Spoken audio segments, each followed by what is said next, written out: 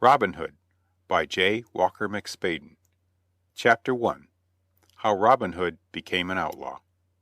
List and hearken, gentlemen, that be of free born blood. I shall tell you of a good yeoman, his name was Robin Hood. Robin was a proud outlaw, well as he walked on the ground. So courteous an outlaw as he was one, was never none else found. In the days of good King Harry the Second of England, he of the warring sons, there were certain forests in the north country set aside for the king's hunting, and no man might shoot deer therein under penalty of death. These forests were guarded by the king's foresters, the chief of whom, in each wood, was no mean man, but equal in authority to the sheriff in his walled town, or even to my lord bishop in his abbey.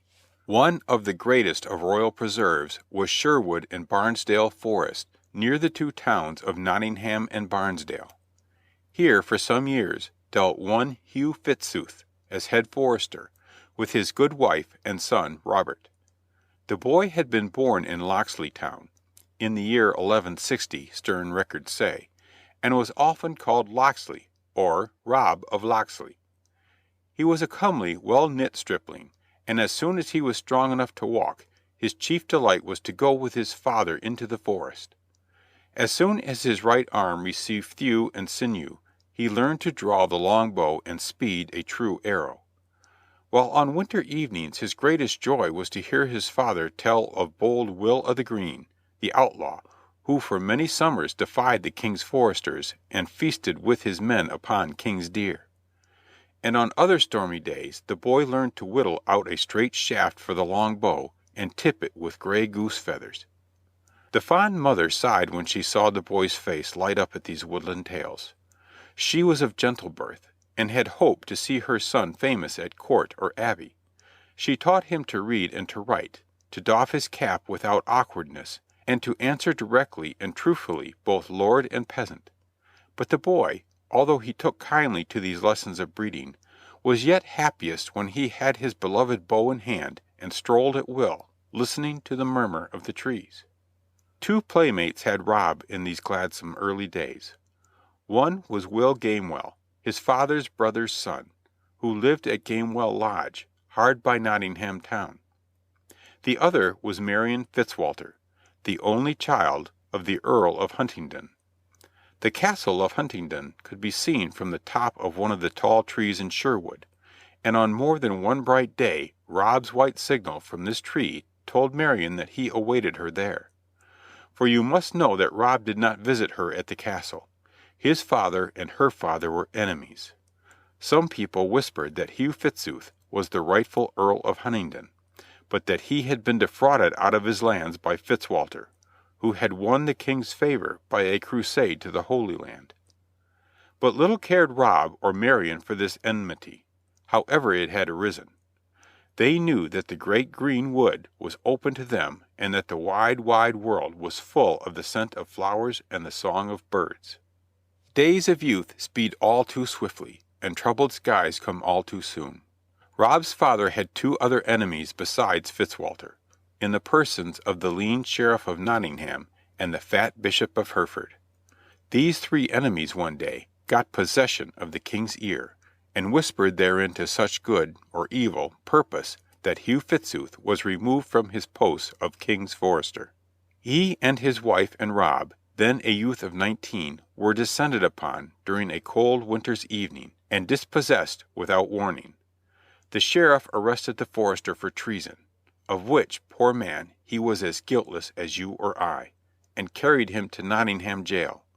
Rob and his mother were sheltered overnight in the jail also, but next morning were roughly bade to go about their business.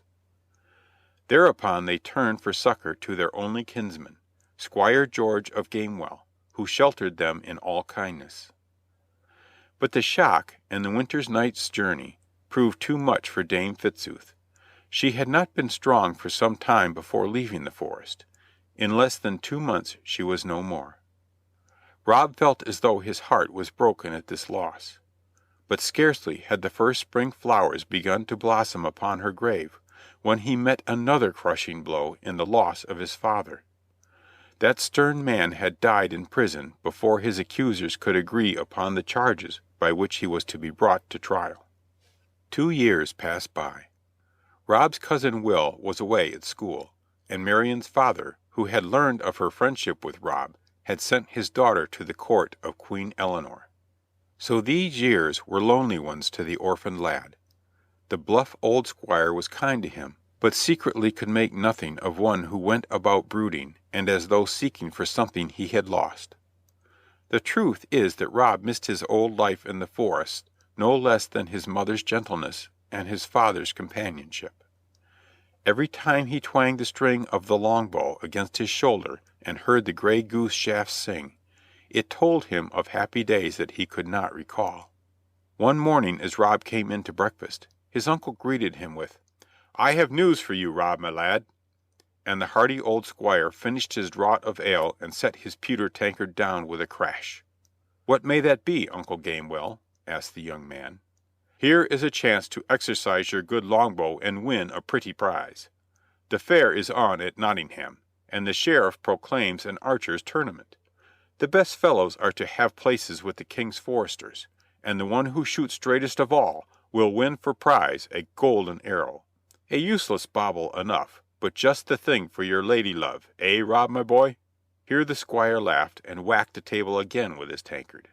Rob's eyes sparkled. "'Twere indeed worth shooting for, uncle mine," he said. "I should dearly love to let fly arrow alongside another man, and a place among the foresters is what I have long desired. Will you let me try?" "To be sure," rejoined his uncle. "Well I know that your good mother would have had me make a clerk of you, but well I see that the greenwood is where you will pass your days. So here's luck to you in the bout," and the huge tankard came a third time into play. The young man thanked his uncle for his good wishes and set about making preparations for the journey. He traveled lightly, but his yew bow must needs have a new string, and his cloth-yard arrows must be of the straightest and soundest. One fine morning, a few days after, Rob might have been seen passing by way of Locksley, through Sherwood Forest to Nottingham town. Briskly walked he, and gaily, for his hopes were high, and never an enemy had he in the wide world. But 'twas the very last morning in his life when he was to lack an enemy. For as he went his way through Sherwood, whistling a blithe tune, he came suddenly upon a group of foresters, making merry beneath the spreading branches of an oak tree. They had a huge meat pie before them and were washing down prodigious slices of it with nut-brown ale. One glance at the leader and Rob knew at once that he had found an enemy. 'Twas the man who had usurped his father's place as head forester, and who had roughly turned his mother out in the snow. But never a word said he for good or bad, and would have passed on his way, had not this man, clearing his throat with a huge gulp, bellowed out, "By my troth, here is a pretty little archer. Where go you, my lad, with that 2-penny bow and toy arrows? Belike he would shoot at Nottingham fair. Ho, ho!" A roar of laughter greeted this sally. Rob flushed, for he was mightily proud of his shooting. "My bow is as good as yours," he retorted, "and my shafts will carry as straight and as far. So I'll not take lessons of any of ye." They laughed again loudly at this, and the leader said with frown, "Show us some of your skill, and if you can hit the mark here's 20 silver pennies for you. But if you hit it not, you are in for a sound drubbing for your pertness."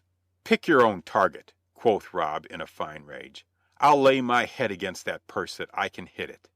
"It shall be as you say," retorted the forester angrily. "Your head for your sauciness that you hit not my target." Now at a little rise in the wood a herd of deer came grazing by, distance full 50 yards. They were king's deer, but at that distance seemed safe from any harm. The head forester pointed to them.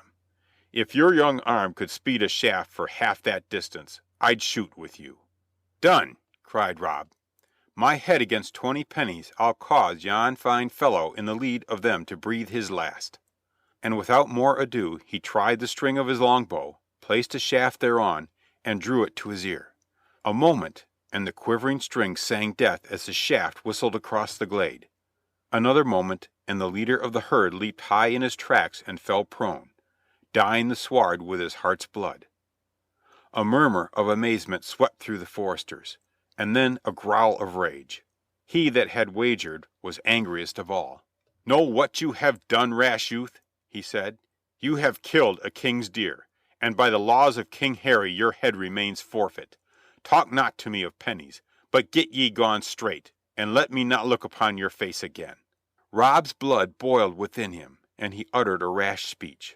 "I have looked upon your face once too often already, my fine forester. 'Tis you who wear my father's shoes." And with this he turned upon his heel and strode away. The forester heard his parting thrust with an oath. Red with rage he seized his bow, strung an arrow, and without warning launched it full aft Rob. Well was it for the latter that the forester's foot turned on a twig at the critical instant, for as it was the arrow whizzed by his ear so close as to take a stray strand of his hair with it. Rob turned upon his assailant, now 20 yards away.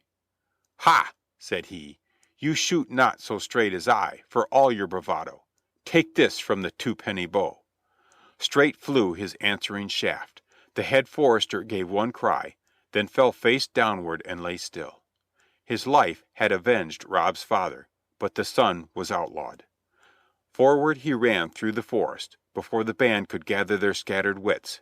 Still forward into the great greenwood. The swaying trees seemed to open their arms to the wanderer and to welcome him home.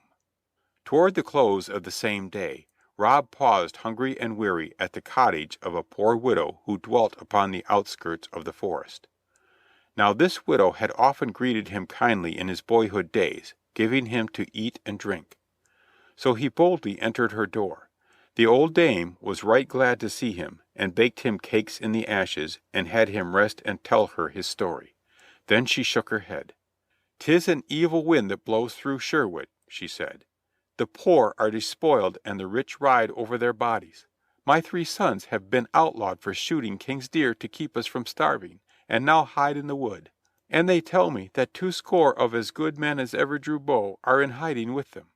"Where are they, good mother?" cried Rob. "By my faith, I will join them."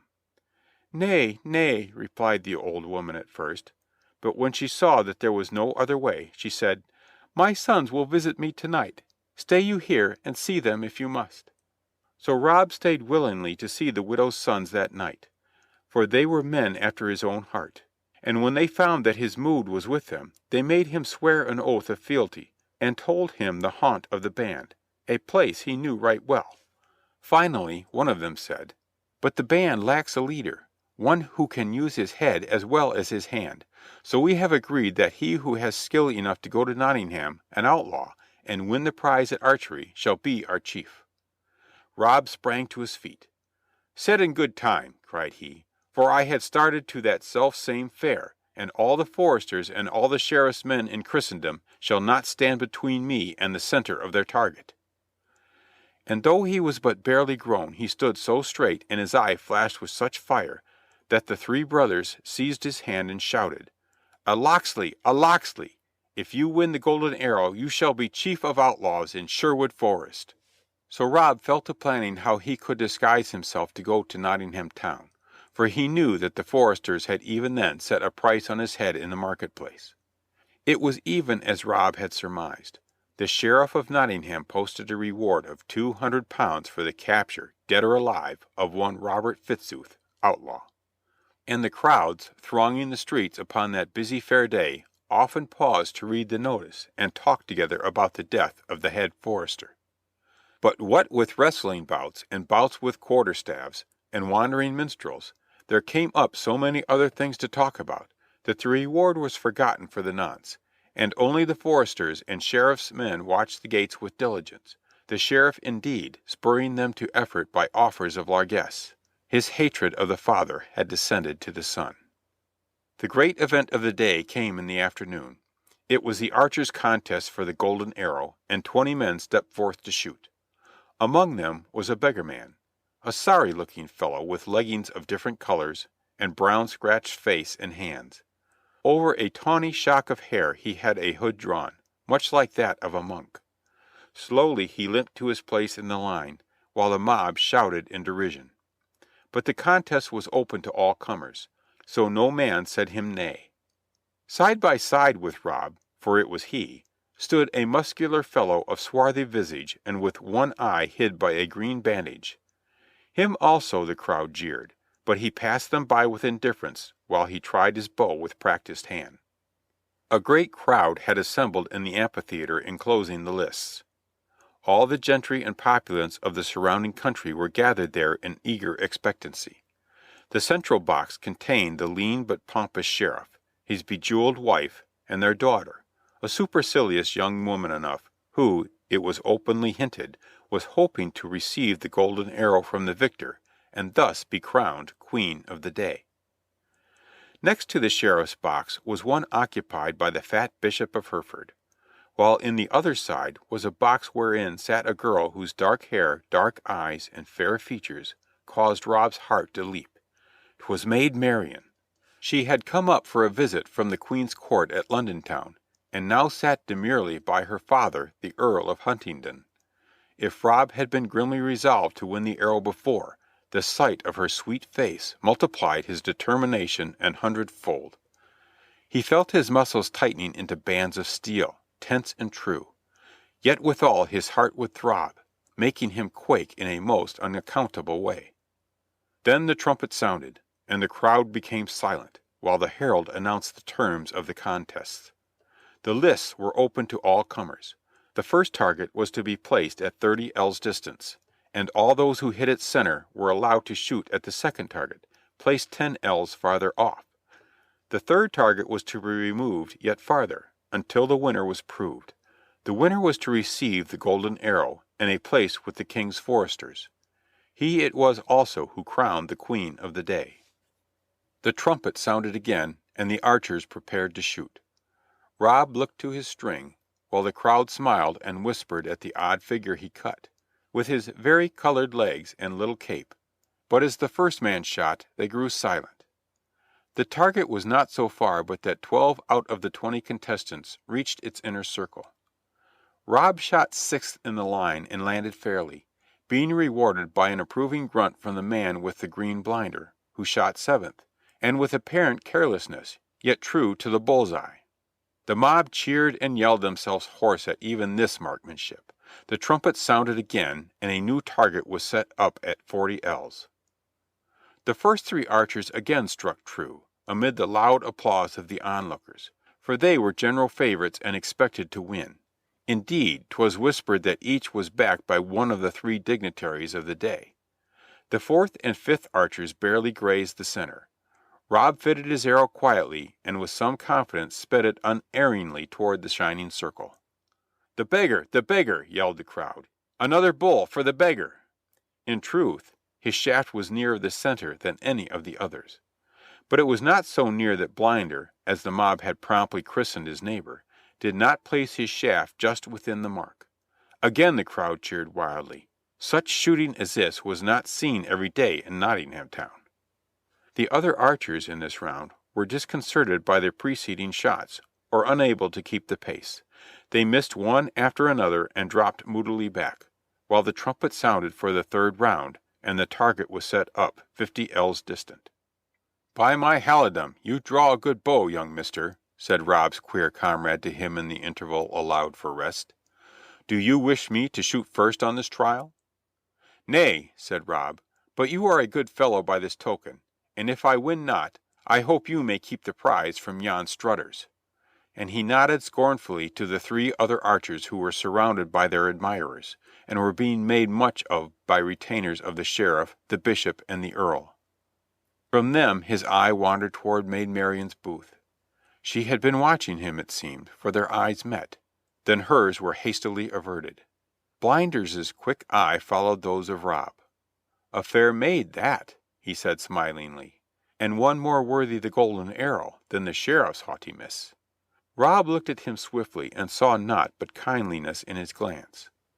"You are a shrewd fellow, and I like you well," was his only comment. Now the archers prepared to shoot again, each with some little care. The target seemed hardly larger than the inner ring had looked at the first trial. The first 3 sped their shafts, and while they were fair shots, they did not more than graze the inner circle. Rob took his stand with some misgiving. Some flecking clouds overhead made the light uncertain, and a handful of wind frolicked across the range in a way quite disturbing to a bowman's nerves. His eyes wandered for a brief moment to the box wherein sat the dark-eyed girl. His heart leaped. She met his glance and smiled at him reassuringly, and in that moment he felt that she knew him despite his disguise and looked to him to keep the honor of old Sherwood. He drew his bow firmly, and taking advantage of a momentary lull in the breeze, launched the arrow straight and true, singing across the range to the center of the target. "The beggar! The beggar! A bull! A bull!" yelled the fickle mob, who from jeering him were now his warm friends. "Can you beat that, Blinder?" The last archer smiled scornfully and made ready. He drew his bow with ease and grace, and without seeming to study the course, released the winged arrow. Forward it leaped toward the target, and all eyes followed its flight. A loud uproar broke forth when it alighted just without the center and grazing the shaft sent by Rob. The stranger made a gesture of surprise when his own eyes announced the result to him, but saw his error. He had not allowed for the fickle gust of wind which seized the arrow and carried it to one side. But for all that he was the first to congratulate the victor. "I hope we may shoot again," quoth he. "In truth, I care not for the golden bauble, and wish to win it in despite of the Sheriff for whom I have no love. Now crown the lady of your choice." And turning suddenly, he was lost in the crowd, before Rob could utter what was upon his lips to say, that he would shoot again with him. And now the herald summoned Rob to the Sheriff's box to receive the prize. "You are a curious fellow enough," said the Sheriff, biting his lip coldly. "Yet you shoot well. What name go you by?" Marion sat near by and listened intently. "I am called Rob the Stroller, my Lord Sheriff," said the archer. Marion leaned back and smiled. "Well, Rob the Stroller, with a little attention to your skin and clothes, you would not be so bad a man," said the Sheriff. "How like you the idea of entering my service?" "Rob the Stroller has ever been a free man, my lord, and desires no service." The Sheriff's brow darkened, yet for the sake of his daughter and the golden arrow, he dissembled. "Rob the Stroller," said he, "here is the golden arrow which has been offered to the best of archers this day. You are awarded the prize. See that you bestow it worthily." At this point the herald nudged Rob and half inclined his head toward the Sheriff's daughter, who sat with a thin smile upon her lips. But Rob heeded him not. He took the arrow and strode to the next box where sat Maid Marian. "Lady," he said, "pray accept this little pledge from a poor stroller who would devote the best shafts in his quiver to serve you." "My thanks to you, Rob in the Hood," replied she with a roguish twinkle in her eye, and she placed the gleaming arrow in her hair, while the people shouted, "The Queen! The Queen!" The Sheriff glowered furiously upon this ragged archer who had refused his service, taken his prize without a word of thanks, and snubbed his daughter. He would have spoken, but his proud daughter restrained him. He called to his guard and bade them watch the beggar. But Rob had already turned swiftly, lost himself in the throng, and headed straight for the town gate. That same evening, within a forest glade, a group of men, some 20 clad in Lincoln green, sat round a fire roasting venison and making merry. Suddenly a twig crackled, and they sprang to their feet and seized their weapons. "I look for the widow's sons," a clear voice said, "and I come alone." Instantly the 3 men stepped forward. "'Tis Rob!" they cried. "Welcome to Sherwood Forest, Rob." And all the men came and greeted him, for they had heard his story. Then one of the widow's sons, stout Will, stepped forth and said, "Comrades all, ye know that our band has sadly lacked a leader, one of birth, breeding, and skill. Belike we have found that leader in this young man, and I and my brothers have told him that the band would choose that one who should bring the Sheriff to shame this day and capture his golden arrow. Is it not so?" The band gave assent. Will turned to Rob. "What news bring you from Nottingham town?" asked he. Rob laughed. "In truth, I brought the Sheriff to shame for my own pleasure, and won his golden arrow to boot. But as to the prize, ye must e'en take my word, for I bestowed it upon a maid." And seeing the men stood in doubt at this, he continued, But I'll gladly join your band an you take me as a common archer, for there are others older and mayhap more skilled than I." Then stepped one forward from the rest, a tall, swarthy man, and Rob recognized him as the man with the green blinder, only this was now removed, and his freed eye gleamed as stoutly as the other one. "Rob in the Hood, for such the lady called you," said he, "I can vouch for your tale. You shamed the Sheriff e'en as I had hoped to do, and we can forego the golden arrow since it is in such fair hands. As to your shooting and mine, we must let future days decide, but here I, Will Stutely, declare that I will serve none other chief save only you." Then good Will Stutely told the outlaws of Rob's deeds, and gave him his hand of fealty. And the widows' sons did likewise, and the other members every one right gladly, because Will Stutely had heretofore been the truest bow in all the company. And they toasted him in nut brown ale and hailed him as their leader, by the name of Robin Hood. And he accepted that name because Maid Marian had said it. By the light of the campfire the band exchanged signs and passwords. They gave Robin Hood a horn upon which he was to blow to summon them. They swore also that while they might take money and goods from the unjust rich, they would aid and befriend the poor and the helpless, and that they would harm no woman, be she maid, wife, or widow. They swore all this with solemn oaths, while they feasted about the ruddy blaze under the greenwood tree. And that is how Robin Hood became an outlaw. So ends chapter 1.